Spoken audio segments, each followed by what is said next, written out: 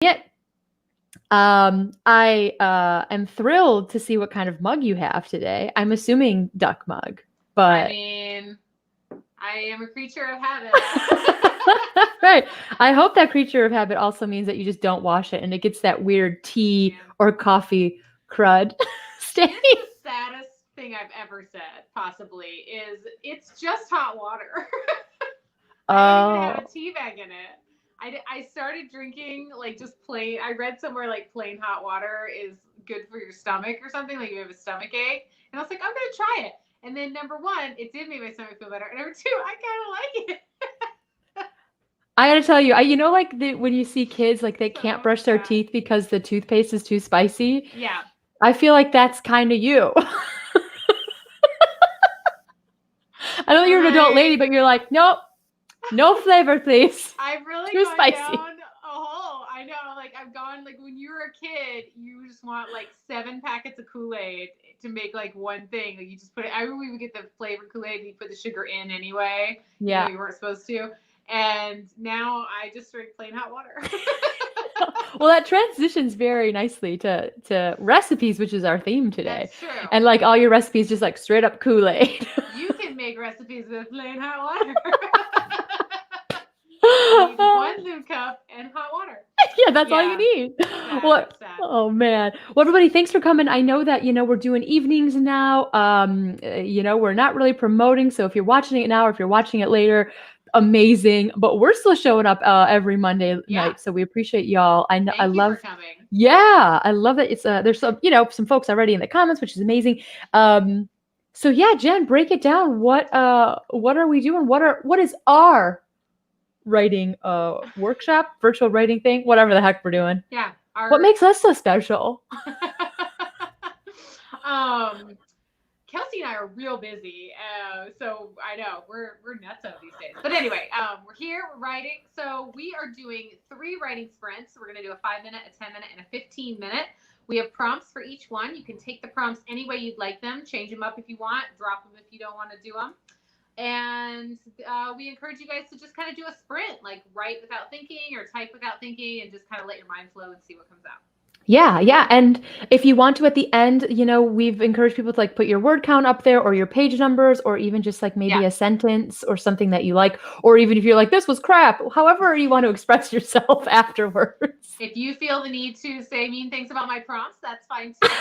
Never. I can take it. This is a safe space. Well, speaking of prompt, they're all in the description box. So if you jump Yep. in later or if you're doing whatever, if you just want to reference them, they are there. So I'll be on timer duty and try my best not to screw it up. If you want to be on prompt duty, should we get into this 5 minute Let's sprint? do it. Our theme tonight is recipes.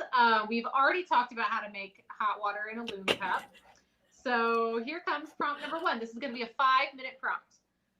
Using only your memory, write down your favorite family recipe. I'll say it one more time. Using only your memory, write down your favorite family recipe. On your marks, get set. Right.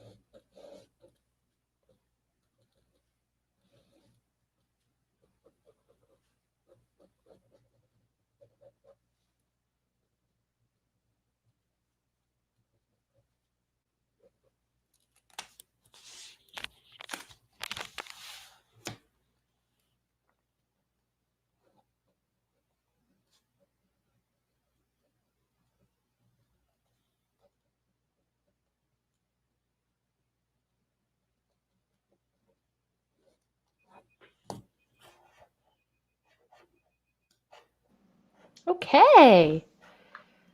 Did it. How Nice. there we go. How did that go for you, Jen? And how did that go for everybody? Oh, we've got some new folks. Oh my gosh. Yay! We didn't shout out.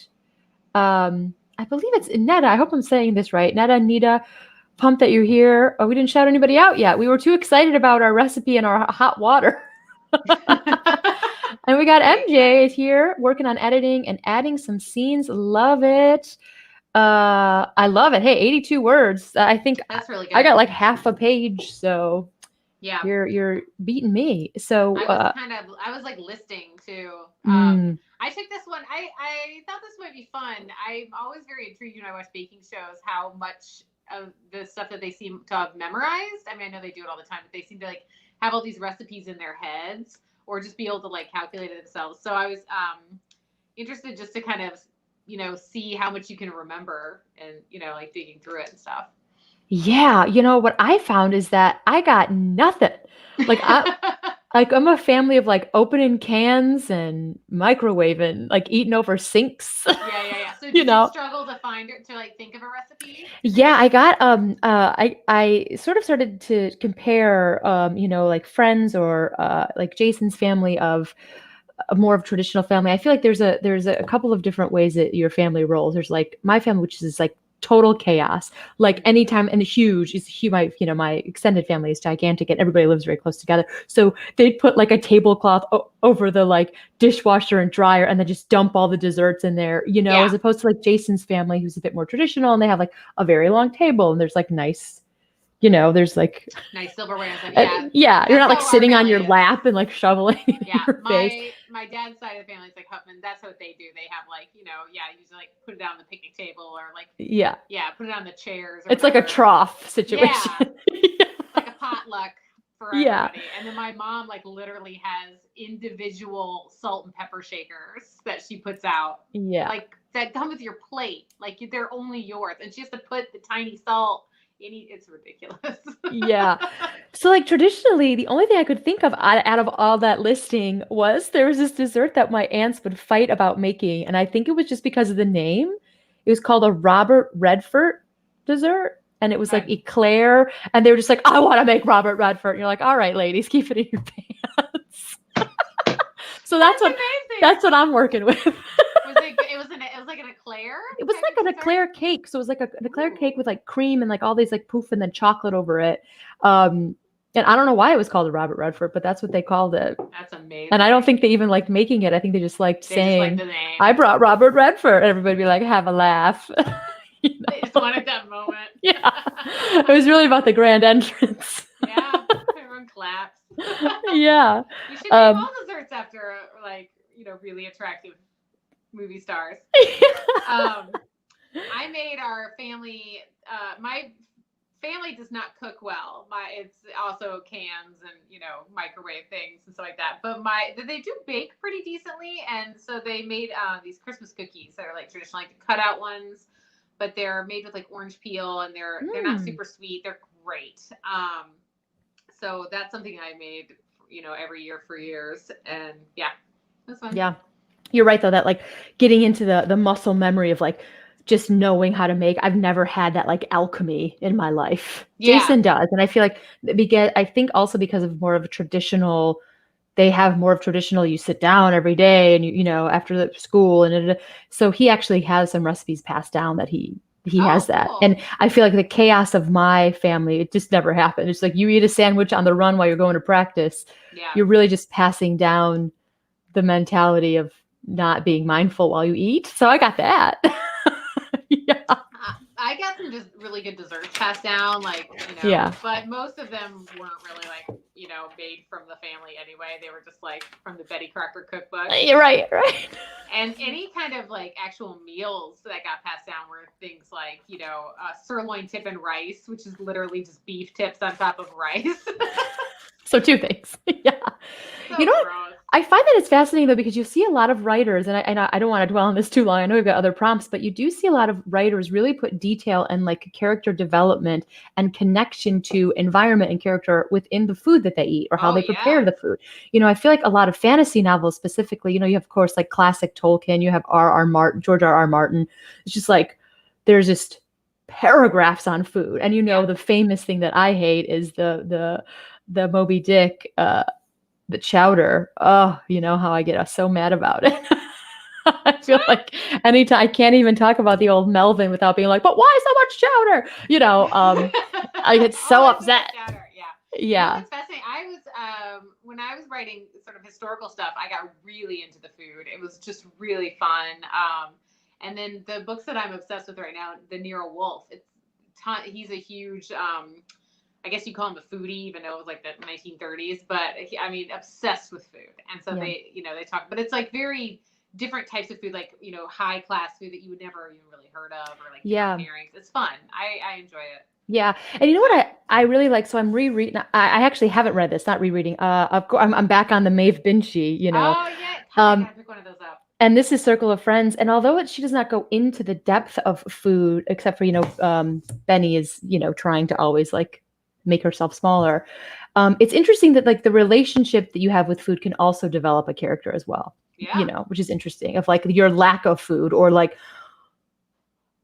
relationship with food, I guess is all I'm going to say. Absolutely. Yeah. Awesome. Yeah, so I like that you can take this recipe, because I wasn't quite sure how I would identify with something as recipe as somebody who doesn't usually include it in her writing or like in her stand-up or anything. But I do think this is really interesting for character development. So let's keep going. Let's do it. All right. So for our second prompt, it's going to be the 10-minute one. Here we go. Write a scene where your character has 1 hour to make dinner for 6 people. They can only use the ingredients in their own kitchen. Okay. I'll do it one more time. Write a scene where your character has 1 hour to cook dinner for 6 people. They can only use the ingredients in their kitchen. On your marks, get set, and write. 10 minutes.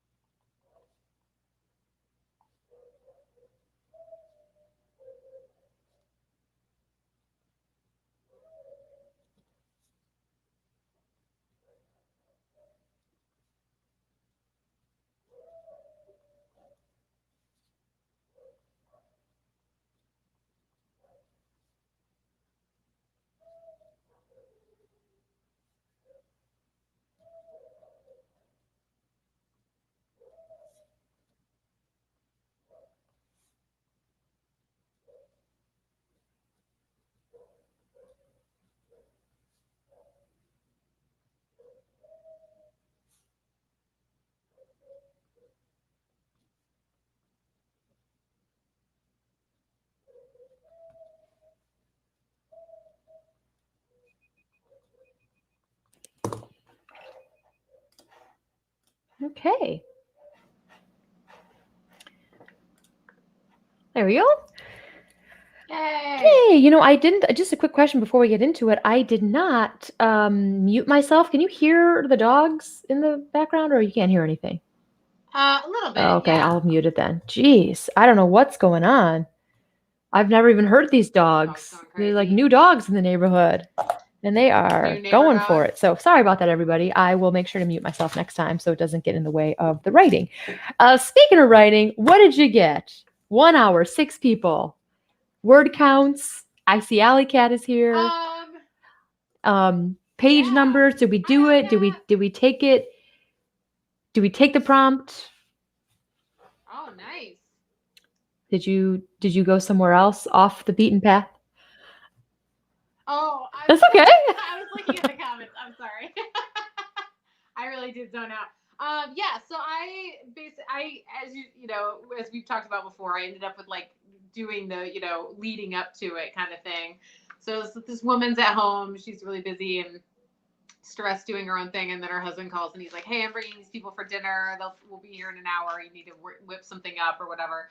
So she's kind of yelling at him and going through their pantry, being like, "There's nothing here." And, he's just kind of being condescending and stuff like that. So she sort of hangs up and at the end and like just starts pulling out like peanut butter and chips and like bread. She's going to make some weird gross sandwich. Sort of as a rebellion. Yeah. Be like, "Here."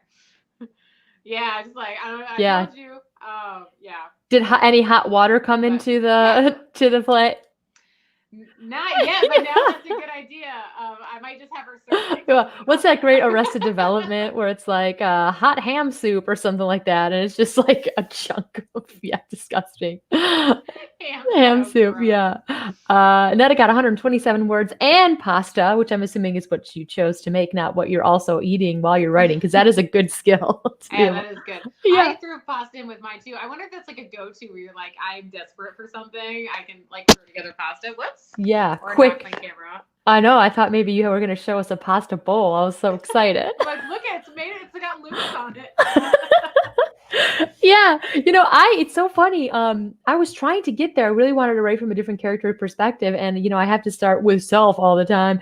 And my concern was like, if I had 6 people coming over in an hour, my concern would be how like dusty my house is. I would just order food and clean the house. Like I couldn't get over that fact. I couldn't get over the fact that like no one can use my toilet. I'm so ashamed. Yeah.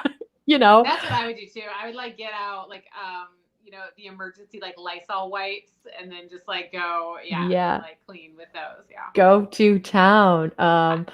So we've got Alley Cat working on some homework. We got MJ 120 words, nice, with some distractions on the side. It's always a delicious side of distraction. I got distracted as well. And then I got distracted while we were talking. Yeah, it happens.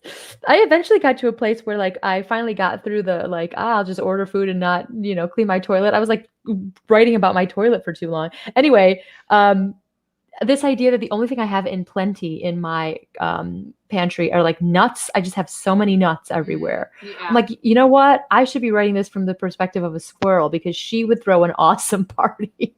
I got everything you need. I got everything. It all out. No. So I eventually had her like a kind of type A squirrel trying to put on the best party, and then these dogs kept happening. So I'm like, and then her neighborhood dogs ruin everything because I couldn't stop listening to the dogs. That's such a good idea. Yeah. Oh, so we'll see. We'll see there. Have you ever read any of David Sedaris' stuff with the No, but that's what I thought about. As soon as I wrote that, I was like, oh wait, David Sedaris already did that. I love that we got some banter going on, procrastinating with the writing.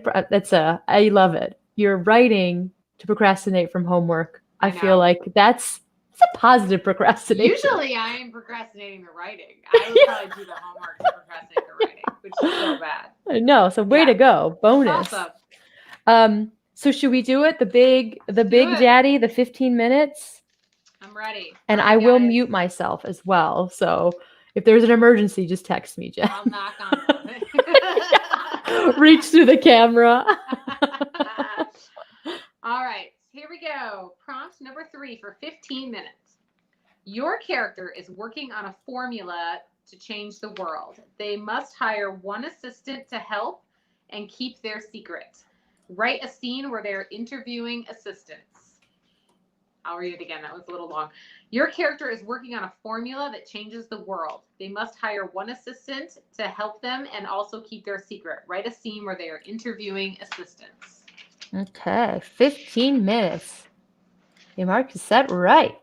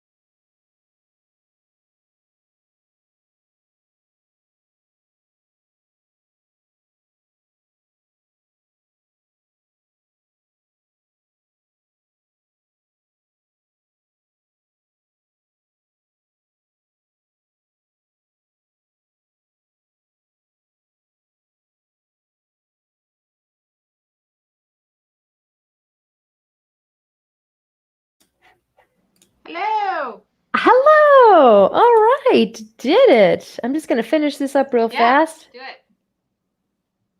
How was your It experience? was good. I got distracted at the end, but I feel like I got some stuff done. So yeah, I had some fun stuff.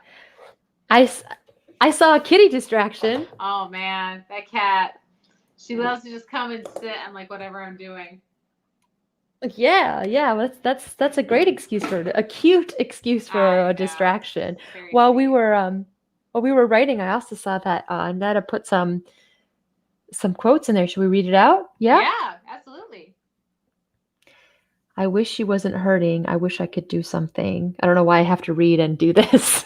I wish I could wish her pain away. I look back at Shale and realize he's not waiting for an answer. Bear, that's what stumbles out of my mouth, not a sentence.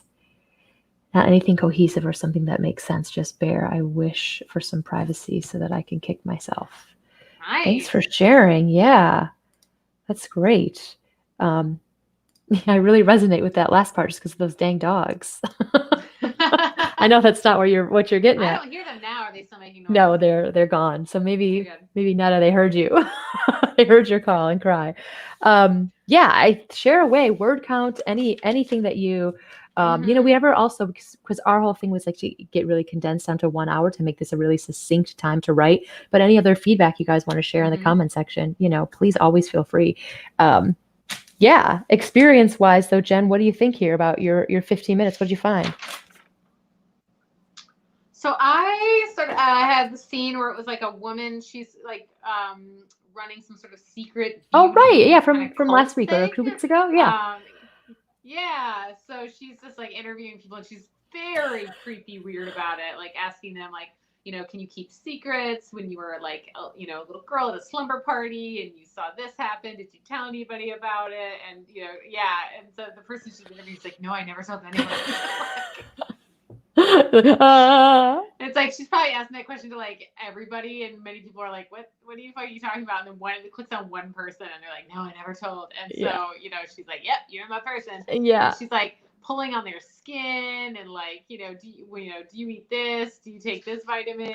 How often do you wash your face? Like, it's just really, you're like, are you gonna eat her? Like, what's happening?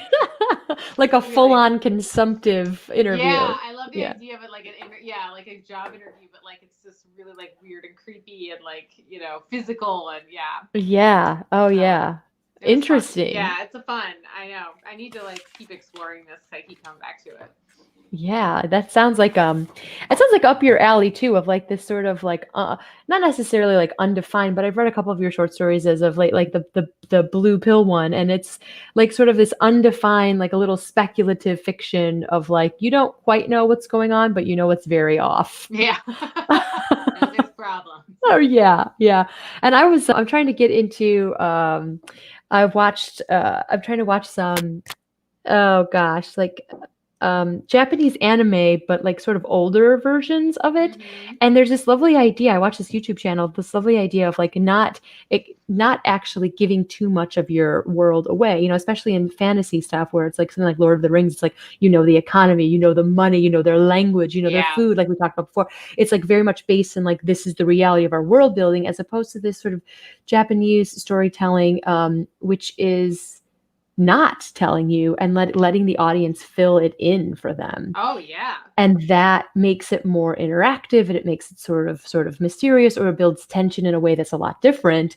It's not so like plot heavy. It's more I don't know. There's like bizarre tension. That's kind of cool. Yeah, it's more sensory, I think. So like that's why their horror movies, I think, were so huge. I guess a decade or so ago, like The Ring was coming out and all that. It's probably way longer than a decade, but like all that kind of stuff was coming out. It just was so different because again, we're such a plot driven society where we're like, and now it's just out of control. People like, they want to tell you the origin. I always say to my husband, I'm like, I hate origin stories. Like, I don't want to know where you came from. Like, I just want to see where you're at. Yeah. What's that great Patton Oswalt joke from the Comedians of Comedy tour where, he was making fun of course, George Lucas and Star Wars, and like how you ruin it. He compares it to ice cream. Like, we just want to enjoy the ice cream. Yeah. You don't want to well, the rock salt. Blah, blah, blah. You're like, I don't care how I think it. It's like you've ruined it for me, and like I couldn't watch any of those. So I'm like, it just Yeah. takes away from me. Yeah. Yeah, and So I get torn because sometimes I can like really go down that K-hole of like when world building is so intense and it's just so I know like George R.R. Martin, again, I don't know why I'm like shouting him out the whole time, but you know, there was the behind the scenes of the Game of Thrones where there's this whole like this whole world that doesn't even come up in the books. You know, and you're like, what? It's it's like the amount of I'm almost like I just like mad respect to the amount of time that you've given to create this world. Well, yeah. I think too, like people get really into it because they connect over it. So it's like, you know, you're in this like group, and then you as a group are like discovering all these new things and and talk about each, like, you know, and I think there are people who are like really, really into that. Which, yeah. You know, I get that too.